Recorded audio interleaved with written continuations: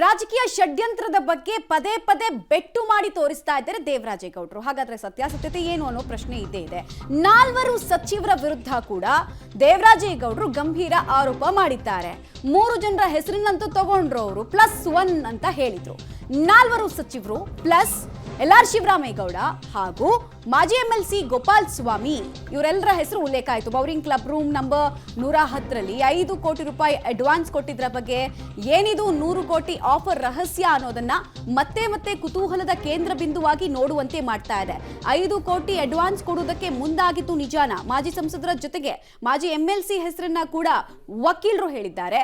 ಇವರ ಪಾತ್ರ ಜೊತೆಗೆ ಇದಕ್ಕೆ ಕೊಡಬಹುದಾದಂತಹ ಅಟ್ಯಾಚ್ಡ್ ಪ್ರೂಫ್ ಏನು ಅನ್ನೋದು ಈ ಕ್ಷಣದ ಕುತೂಹಲ. ಒಂದ್ ವೇಳೆ ಅವರು ಅಟ್ಯಾಚ್ಡ್ ಪ್ರೂಫ್ ಅನ್ನ ಕನ್ವಿನ್ಸಿಂಗ್ ಆಗಿ ಕೊಟ್ರೆ ಇಡೀ ಪ್ರಕರಣವನ್ನ ಜನ ನೋಡುವಂತಹ ದೃಷ್ಟಿಕೋನ ಬದಲಾಗೋದ್ರಲ್ಲಿ ಯಾವುದೇ ಅನುಮಾನ ಇಲ್ಲ. ಬಟ್ ಆ ದಾಖಲೆಗಳ ಬಿಡುಗಡೆ ಯಾವಾಗ? ಮತ್ತು ಈ 4 ಸಚಿವರು ಈ ಪ್ರಕರಣಕ್ಕೆ ಸಂಬಂಧಪಟ್ಟಂತೆ ಅಲ್ಲಗಳಿತಾ ಇದ್ರೂ ಕೂಡ ಒಂದು ಪ್ರಶ್ನೆ ಅಂತೂ ಇರುತ್ತೆ. ಈ 4 ಹೆಸರು ಯಾಕೆ ಬಂತು? ಅಷ್ಟೊಂದು ಜನ ಕ್ಯಾಬಿನೆಟ್ ನಲ್ಲಿದ್ದಾರೆ, ಅವ್ರು ಯಾರ ಹೆಸರು ಬರದೆ ಈ 4 ಜನ, ಅದರಲ್ಲೂ ಕುಮಾರಸ್ವಾಮಿ ಅವರ ರಾಜಕೀಯ ವಿರೋಧಿಗಳು ಅಂತ ಗುರುತಿಸ್ಕೊಂಡವರು ಒಟ್ಟಾಗಿ ಷಡ್ಯಂತ್ರವನ್ನ ಮಾಡಿದ್ರಾ? ಈ ತರದ ಆಯಾಮದಲ್ಲೂ ಕೂಡ ಸದ್ಯಕ್ಕೆ ಅನುಮಾನ ಹುಟ್ಟುತ್ತಾ ಇದೆ. ಕಾರಣ ದೇವರಾಜೇಗೌಡರು ತಗೊಂಡಿದ್ದ ಹೆಸರುಗಳೆಲ್ಲ ಅಂತವೆ, ಅಥವಾ ಡೈವರ್ಟ್ ಮಾಡೋದಕ್ಕೆ ಇಡೀ ಪ್ರಕರಣವನ್ನ ಈ 4 ಸಚಿವರ ಕಡೆಗೆ ಡೈವರ್ಟ್ ಮಾಡೋದಕ್ಕೆ ಹೆಸರು ತಗೊಂಡ್ರ ಗೊತ್ತಿಲ್ಲ. ನೋಡ್ತಾ ಇದ್ದೀರಾ ಯಾರ್ಯಾರ ಹೆಸರನ್ನ ನಿನ್ನೆ ಕೂಡ ಉಲ್ಲೇಖ ಮಾಡಿದ್ರು ಅಂತ. DK ಶಿವಕುಮಾರ್ ಅವರ ಹೆಸರನ್ನ ಮತ್ತೊಮ್ಮೆ ಪುನರುಚ್ಚರಿಸಿದ್ರು.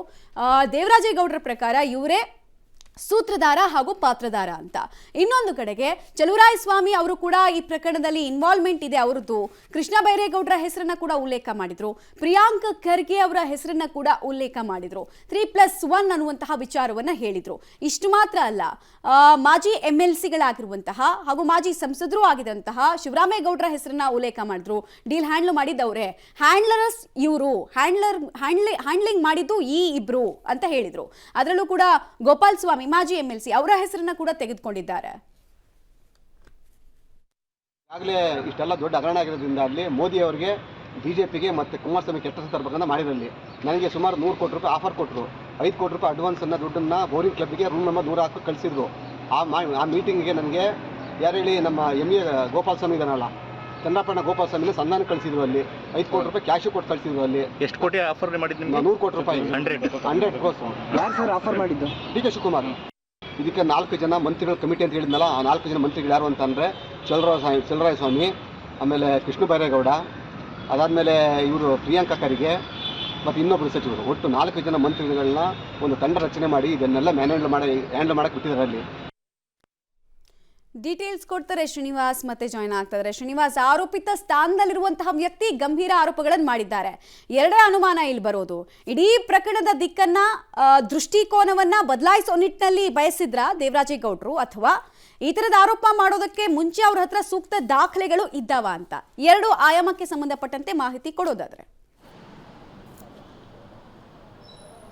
ಮಮತಾ, ಈಗ ರಾಜಕೀಯ ವಲಯದಲ್ಲಿ ಕೇಳಿ ಬರ್ತಿರುವಂಥದ್ದು, ಯಾವಾಗ ದೇವರಾಜೇಗೌಡರು DK ಶಿವಕುಮಾರ್ ವಿರುದ್ಧ ಆರೋಪವನ್ನ ಮಾಡಿ ಆಡಿಯೋ ತುಣುಕನ್ನ ಬಿಟ್ಟರು, ಅದಾದ ಮೇಲೆ ಅವರನ್ನ ಬಂಧನ ಮಾಡಿದ್ದಾರೆ. ಇದೊಂದು ರಾಜಕೀಯವಾಗಿ ಬಂಧನ ಅನ್ನುವಂಥ ಆರೋಪಗಳು ಕೇಳಿ ಬರ್ತಾ ಇದ್ದಾವೆ. ಅದಕ್ಕೆ ಪೂರಕ ಎಂಬಂತೆ ನಿನ್ನೆ ದೇವರಾಜೇಗೌಡರು ಏನು SIT ಕಸ್ಟಡಿಗೆ ಹೋಗುವಂತ ಸಂದರ್ಭದಲ್ಲಿ 4 ಜನ ಸಚಿವರು, ಒಬ್ಬ ಮಾಜಿ MLC ಶಿವರಾಮೇಗೌಡ, ಹಾಗೆ ಮಾಜಿ MLC ಗೋಪಾಲ್ ಸ್ವಾಮಿ ಅವರು, ಅಂದ್ರೆ ಅವರ ಹಾಸನಕ್ಕೆ ಸಂಬಂಧಪಟ್ಟವರು, ಈ ಒಂದು ಡೀಲ್ ನ ಹಿಂದಾರೆ ಅನ್ನುವಂತ ಆರೋಪವನ್ನ ಮಾಡಿದ್ದಾರೆ. ಬಹುಶಃ ಅವರು ವಕೀಲರಾಗಿರೋದ್ರಿಂದ ಏನೇ ಆರೋಪ ಮಾಡಿದ್ರು ಕೂಡ ನಾಳೆ ನಾನು ಅದಕ್ಕೆ ದಾಖಲಾತಿ ಕೊಡಬೇಕು ಅನ್ನುವಂತ ಪರಿಜ್ಞಾನ ಅವ್ರಿಗೂ ಕೂಡ ಇದೆ. ಹಾಗಾಗಿ ಅವರ ಬಳಿ ಏನಾದ್ರೂ ದಾಖಲೆ ಇದ್ದೇ ಈ ರೀತಿಯಾಗಿ ಮಾತನಾಡಿದ್ರ ಅನ್ನುವಂತಹ ಒಂದಿಷ್ಟು ಅನುಮಾನಗಳು ಖಂಡಿತವಾಗ್ಲೂ ಕಾಡುತ್ತೆ. 100 ಕೋಟಿ ಆಫರ್ ಅಂದ್ರೆ ಅದು ಚಿಕ್ಕ ಮೊತ್ತ ಅಲ್ಲ, ದೊಡ್ಡ ಮೊತ್ತ. 5 ಕೋಟಿ ಅಡ್ವಾನ್ಸ್ ಅನ್ನು ಕೂಡ ತಂದಿದ್ದಾರೆ, ಮತ್ತೆ ಪ್ಲೇಸ್ ಕೂಡ ಹೇಳಿದ್ದಾರೆ. ಏನು ಆ ಬೌರಿಂಗ್ ಕ್ಲಬ್ ಹೌಸ್ ನ ಕೊಠಡಿ ಸಂಖ್ಯೆಯನ್ನು ಕೂಡ ಹೇಳಿರೋದ್ರಿಂದ ಸೊ ಎಲ್ಲವೂ ಕೂಡ ಕ್ಲಿಯರ್ ಆಗಿ ದೇವರಾಜೇಗೌಡರು ಹೇಳ್ತಿರೋದು ನೋಡಿದ್ರೆ ಬಹುಶಃ ಅವ್ರ ಹತ್ರ ಯಾವುದೋ ದಾಖಲಾತಿಗಳು ಇರಬಹುದು. ಹಾಗಾಗಿನೇ ಈ ರೀತಿಯಾದಂತಹ ಆರೋಪಗಳನ್ನ ಮಾಡ್ತಿದ್ದಾರೆ ಅಂತ ಮೇಲ್ನೋಟಕ್ಕೆ ಅಂತ ಅನ್ಸುತ್ತೆ. ಹಾಗಾಗಿ ದೇವರಾಜೇಗೌಡರ ಆರೋಪವನ್ನ ಗಂಭೀರವಾಗಿ ಪರಿಗಣಿಸಬೇಕಾಗತ್ತೆ.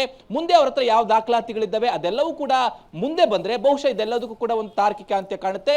ಇಲ್ಲದೆ ಹೋದ್ರೆ ಇವರು ಕೂಡ ಒಂದು ಆರೋಪ ಮಾಡ್ತಿದ್ದಾರೆ ಅನ್ನುವಂತಹ ತಿಪ್ಪೆ ಸಾರಿಸುವಂತ ಕೆಲಸ ಆಗಬಹುದು. ಆದ್ರೆ ದೇವರಾಜೇಗೌಡರು ಮಾಡಿರುವಂತಹ ಆರೋಪ ದೊಡ್ಡ ದೊಡ್ಡ ನಾಯಕರು, ಸಚಿವರು, ಮತ್ತೆ ಮಾಜಿ ಸಂಸದರು, ಮಾಜಿ ಪರಿಷತ್ ಸದಸ್ಯರು, ಇದೆಲ್ಲವನ್ನು ನೋಡಿದ್ರೆ ಬಂಧನ ಆಗಿರೋದಕ್ಕೂ ಇವರು ಆರೋಪ ಮಾಡ್ತಿರೋದಕ್ಕೂ ಸಾಮ್ಯತೆ ಇದೆ ಅನ್ನುವಂತಹ ಅನುಮಾನಗಳು ಕಾಡೋದಂತೂ ಸತ್ಯ. ಮಮತಾ.